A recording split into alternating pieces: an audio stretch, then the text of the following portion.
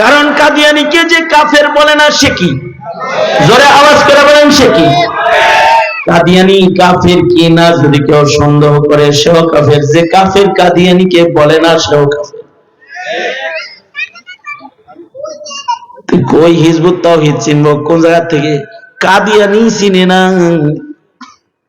আর কাদিয়ানী চিনে না তো মুনাফিক চিনবো কই থেকে? মুনাফিক তো আরো খতরনাক। মুনাফিক এমন যে মুনাফিক রে সাহাবীরাও চিনতে পারছে না। নেফাকই তো বড় সূক্ষ্ম। সাহাবীরা চিনে নাই যে এটি মুনাফিক, স্পষ্ট চিনে নাই। এ কারণে ওমরের মতো মানুষ হুযায়ফারে যায় জিগাইতো, মুনাফিকের ভিতরে আবার আমার নাম নাই তো? চিনে না, চিনে না, চেনা যায় না। জানাজা হইলে চিনা যাইতো যে এটা মুনাফিক রে, এর জানাজায় হুযায়ফা আসে নাই যেহেতু আমরাও যাব না, চিনতো না। নবীর যুগের মুনাফিক রে চিনা যায় নাই, এই যুগের মুনাফিক চিনা তো আরো কঠিন। কারণ আমাদের যে ঈমান আর সাহাবীদের ঈমান, সাহাবীদের ঈমানের তুলনায় আমাদের ঈমান কোন জায়গায়? হেরাই চিনতে পারে না, তো এখন চিনবেন কই থেকে? মুনাফিক চেনা কঠিন। হযরত আলী রাদিয়াল্লাহু আনহু ওনার মতো মুনাফিকে মাইরে টাইরা কয় কি, হালাল টাকা দিয়ে তরবারি কিনছিলাম, দাম উঠছে, কপালে সেজদার দাগ আছে, মাথায় পাগড়ি আছে, হালাল টাকা দিয়ে তরবারি কিনছে।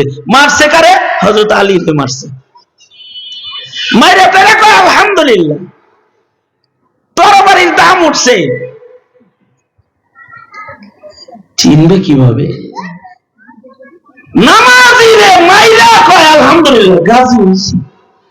নামাজিরে ইস্তেমায় দে পিডায় মাইরা কয় গাজী। ফিতনা চিনবেন কিভাবে? ফিতনা চিনা তো কঠিন হয়ে গেছে।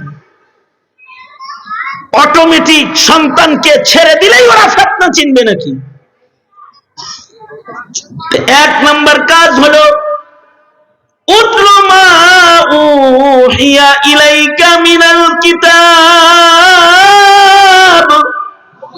সন্তানকে কোরআন পড়াও, কোরআন শিখাও। প্রজন্মের সন্তানের সামনে আল্লাহর কালামের তিলাওয়াত করো, কারণ যেখানে কোরআন তেলাওয়াত হয় ওখানে সাকিনা নাজিল হয়। যে ঘরে কোরআন পড়া হয় সেখানে সাকিনা বর্ষণ হয়। যারা কোরআন পড়নেওয়ালা হয় তাদের জিম্মাদার মহান মালিক আল্লাহ হয়।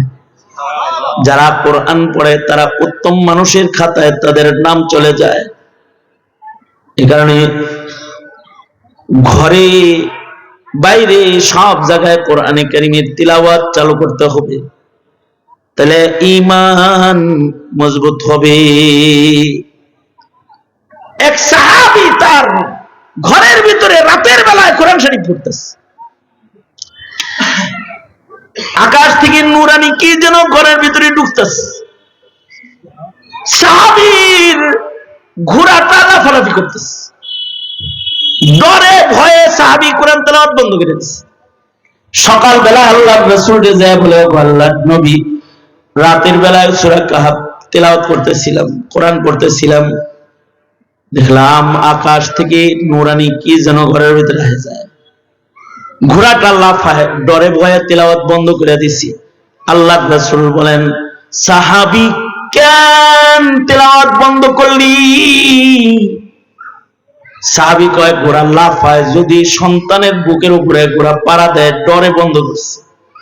আল্লাহর রাসূল বলে, সাহাবী যদি কোরআনের তেলাওয়াত জারি রাখতি আর যদি কোরআন তেলাওয়াত বন্ধ না করতি, তোর কোরআনে কারীমের তিলাওয়াতের কারণে আসমান থেকে রহমতের বৃষ্টি সরাসরি তোর ঘরের ভেতরে আল্লাহ পাক ফেলতেছিল, আর রহমতের ফেরেশতারা তোর ঘরে আনাগোনা শুরু করে দিয়েছিল। যদি কোরআন তেলাওয়াত বন্ধ না করতি তাহলে আগন্তুক ফেরেশতারা তোর সাথে মুসাফা করত। তোর ঘরে যে ফেরেশতা আইছে ওরা মুসাফা করত। সারা মাসে ঘরের ভিতরে সূরা কালাম কিচ্ছু নাই, এ কারণে প্রজন্মের ঈমানের দুর্দশা। আল্লাহ বলে উতলু মা উহিয়া ইলাইকা মিনাল কিতাব। সন্তানরা পাপাচার বেশি করে, কারণ হলো সন্তানরা বেনামাজি। এ কারণে আল্লাহ তাআলা তার রাসূলকে বলে ওয়া আকিমিস সালাহ উতলু মা উহিয়া ইলাইকা মিনাল কিতাব ওয়া আকিমিস সালাহ। ও বন্ধু, নামাজ কায়েম করেন, নামাজ কায়েম করেন। নিজে নামাজ পড়েন, ঘরওয়ালাদেরকে নামাজ পড়ান, সমাজের মানুষদেরকে নামাজ পড়ান, স্বামী বিবিরে নামাজ পড়াও, স্বামী স্ত্রী দুজন মিলে সন্তানদেরকে নামাজ পড়াও, সমাজের কর্তা যারা সমাজের ঘরে ঘরে নামাজ চালু করে দাও, ঘরে ঘরে নামাজ চালু করো, মসজিদ আবাদ করো, জামাতে মানুষ হাজির করো। যত বেশি নামাজি বাড়াইবা তত পাপিষ্ঠ কমতে থাকবে। কারণ আল্লাহ বলেন বন্ধু নামাজ কায়েম করুন, ইন্নাস সালাতা তানহা আনিল ফাহশাই ওয়াল মুনকার। নামাজ পড়লে পরে নামাজির নামাজে তাকে তার সকল প্রকারের ফাহেশা ও মুনকার কাজ, ছোট গুনাহ বড় গুনাহ, সামাজিক গুনাহ, ব্যক্তিগত গুনাহ, যত প্রকারের পাপাচার গুনাহ খাতা আছে, যারা নামাজ কায়েমকারী হবে নামাজ তাদেরকে সব গুনাহ থেকে হেফাজত করবে।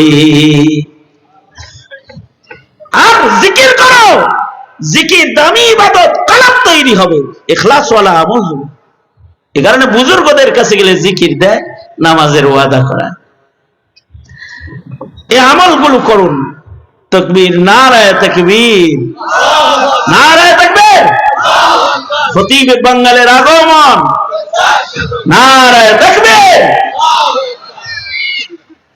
মুরব্বি আয়া পড়ছে, আমার কেরামতি শেষ হয়ে গেছে। তো যে কর্মসূচি দিলাম আমল করুন। এই শুধু জিকির করলে কাম হবে না, তিলাওয়াতকারী হইতে হইব, নামাজ পড়নেওয়ালা হইতে হইব। জিকির কইরা নামাজের মজা, ইবাদতের মজা বানাইন না, কলব বানাইতে হইব।